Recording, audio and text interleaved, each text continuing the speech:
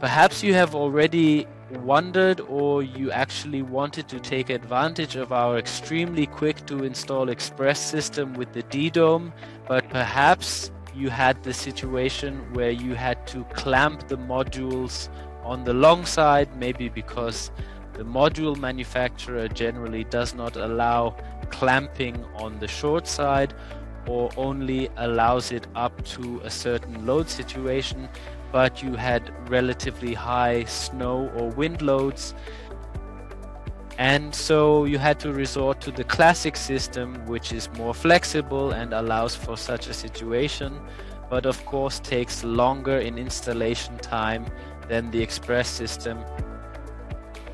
And so yes, we figured that it might be the case and that some of you have already been in this situation.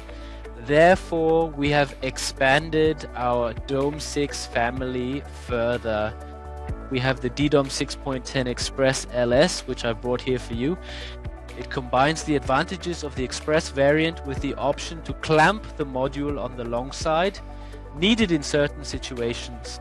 You'll see here the components have changed a little bit, but the principle is the same as the original Xpress variant. Here you'll see I'm only half prepared, or maybe over prepared actually. This is our base set, and this is how it gets delivered to the construction site. Maybe we can rotate it a bit more, then it will be even clearer. So all components except the peaks and the module clamps. So basically you have 3 different components. Well, not quite 3, but you'll see there's more to come.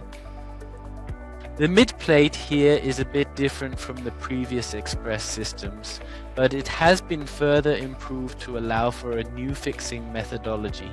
That means the peaks are even easier to insert. You can see here on the underside this little hook or lip, I would say, and you just have to insert it here and the peak, and then you just let it snap in with a light click. And of course do this twice. Then I can lay the module on, clamp it, and it's done. The next module row is then connected easily with the next rail connection and our Xpress rail connector, as you may already know it from our original Xpress system.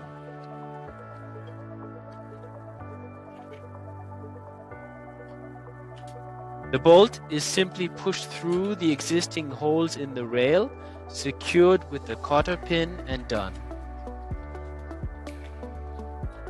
The same is done on the other side with the other rail.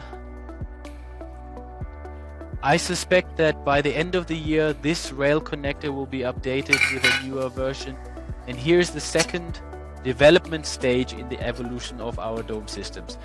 This new rail connector, I'll show it to you right here. It now consists of only 1 part instead of 5 parts like the old rail connector. It has a small plate inside and protrudes here at the bottom with sharp edges, and these are used for potential equalization between the 2 rails. We simply insert it, lift the flap slightly, then slide it over until the latches snap in at the bottom, and we have the potential equalization. During a transitional period, the parts, the base sets, will be equipped with the hole on the side as well as the 2 slots at the bottom, so that both the new and old rail connectors can be used for the original and updated base sets. I think that's all I have to show you today regarding the components. I'll head over now and we'll take a look at some pictures and briefly plan the base.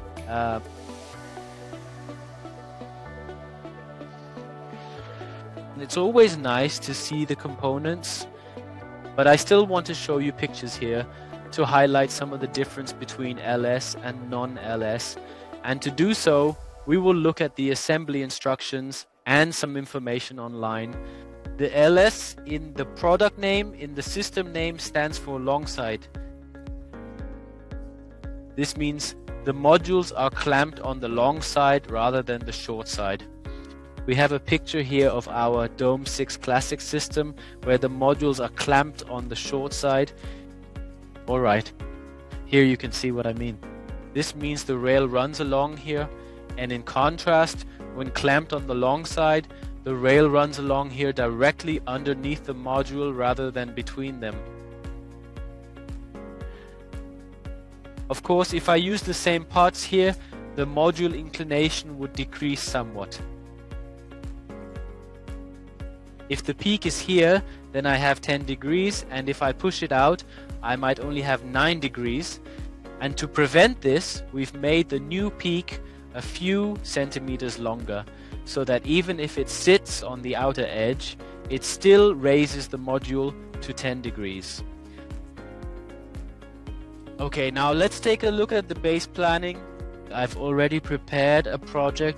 We are going to use this one. At our project site, this location is in our hometown in Renningen, southern Germany, in the industrial area. I found a nice flat roof there, which I've already drawn. If we go to buildings here, we can see the roof is already set up, all parameters drawn in, and I've also drawn in the obstacles. Let's move on to the design page. I've already selected the module. Then we can choose our DDOM 6.10 here and the installation type below. In our case, it would be the Xpress LS. I select it, go to add, and make my module field as large as I want it. I don't need to make any big changes now. That already looks pretty good. I could, of course, modify the thermal separations here a bit. We could move this one down here, but then we'll take those ones out instead. Then we have a nice block here. Yeah, that looks good. And let's take a look at the results. And here we see our system is in order. The ballast is displayed to us. Relatively low ballast, again, as we are used to with the DDOM, which means there's not an enormous additional load on the roof. So this new DDOM 6.10 Xpress LS is again a very roof-friendly system. Let's go to the summary where we have our article list and can download our report.